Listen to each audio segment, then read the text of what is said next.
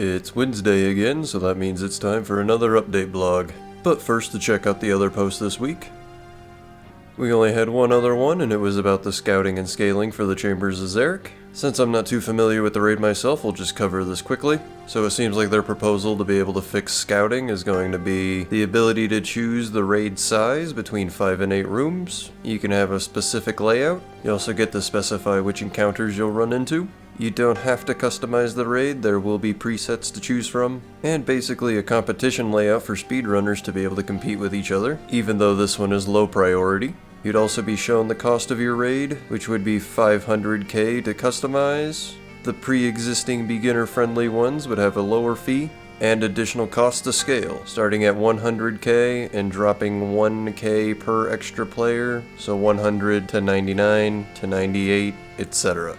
The layout and cost would be solely attributed to the person creating the raid, and the settings would be stored onto your character so it's easier to repeat the previous layouts. Moving past that, they go into more detail explaining how it would work. If you pick a 5-room raid, you will have to have 4 combat rooms and at least 1 puzzle, and then from there you can fill in those rooms with whatever you want as long as you pay the 500k to be able to customize. They also explain why the 500k would be the mark for it.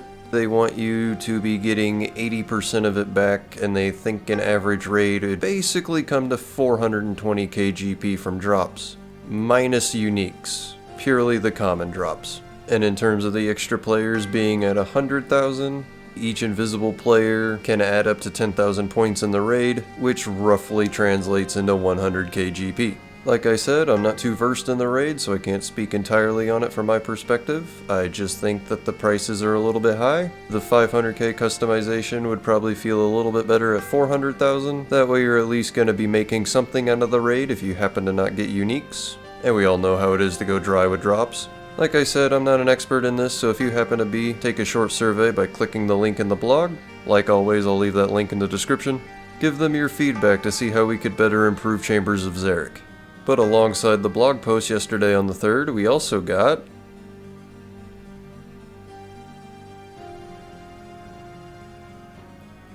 what an interesting username. November, huh? Turns out the League's 4 teaser yesterday was for the blog post reveal today. Wednesday, November 15th is the starting date. It pretty much covers the rewards that you'll get for playing it, but we do get new information at the bottom. How long is the League for? It's gonna be 8 weeks long, so it'll be November 15th until mid-January. Since we're getting Zayed, do we get 4 unlocks or are we still stuck with 3? You'll still have to choose up to 3 additional unlocks beyond Misthalin and Karamja. Reason being, choice is the name of the game after all. How will some content that's come out after Leagues 2 work? For example, Desert Treasure 2 takes up a lot of the map. Desert Treasure 2 will be auto-completed with the desert, but the respective bosses need their regions. Path of Gluffery being entirely in Kandarin. Secrets of the North is automatically unlocked with Fremnik. And Guardians of the Rift will still allow you to access all runecraft altars, otherwise the minigame wouldn't really work. And you need Kandarin in order to learn Barbarian Fishing. Clue Scrolls. Steps are going to be limited only to the areas we have unlocked like they fixed halfway through Leagues 2. Can we know the relics? Or can we know the full task list? The relics are still being shifted around, they will be drip feeding information about them in the future, and they will not reveal the task. We might get a handful of the early game tasks, that way we can kind of prep going into the League more. I'm only going into Leagues 4 with thinking about what regions I want to unlock. Everything else I want to have shown to me as I play it. But that pretty much sums up the League's information we have now. Alright, now for the update.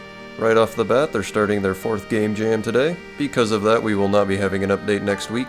First thing they're touching on is Deadman World and PvP changes. The XP changes have gone through, so quest and reward XP will now scale just like the rest of Deadman mode.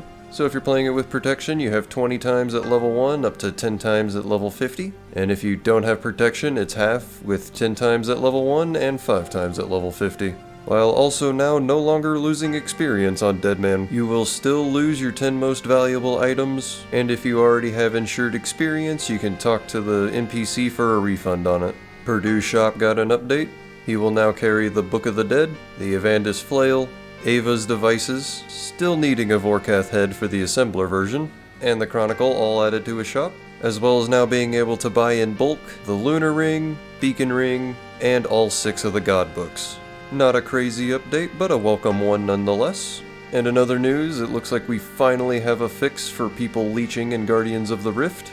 You now only get mining experience for the first 250 fragments per game, after which they will give none.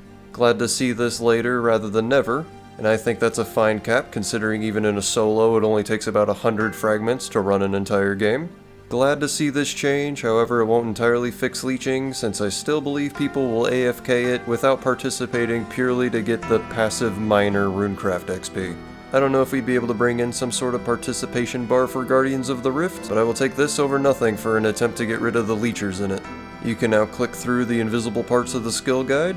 Desert Treasure 2 bosses will now drop clues for longer durations, in line with the other instance areas. When are we going to get the combat achievements for the Desert Treasure 2 bosses though? That's what I'm still looking to hear a word on. If you have Stardust in your inventory, you can once again make jewelry by left-clicking on furnaces. I guess that was a problem. Options on the compass will now no longer affect the vertical angle of the camera. I always knew you could click on it to point north, but I never knew you could right-click on it to choose different directions. Either way, nice to keep your vertical angle the same as you change. I can't wait to see the backlash on this one. They fixed the Warp Scepter's attack animation to get rid of the floating green pixel. Bring it back, it's part of the charm of the weapon now. I don't actually care, but I think it would be funny. And they fixed the bug to the roof of Verse and Hansa on the north entrance. The next decent chunk of the blog post is a merch update about their board game. Pre-ordering for RuneScape Kingdoms is available now if you have an interest in it. Today is the last day for your chance to pre-order the plushies before they disappear tonight. And like normal, we end off on the PvP world rotation. Feel free to pause the video and give it a look over. And that about does it for today's update. Not a big one, but I really like seeing the Guardians of the Rift change. And we might go explore the permanent Deadman world now that we don't lose any of our experience, just items. But as usual, that's going to do it for me. Leave your thoughts and opinions in the comments below and let's get a discussion going about these changes. And I hope you guys enjoy the rest of your day.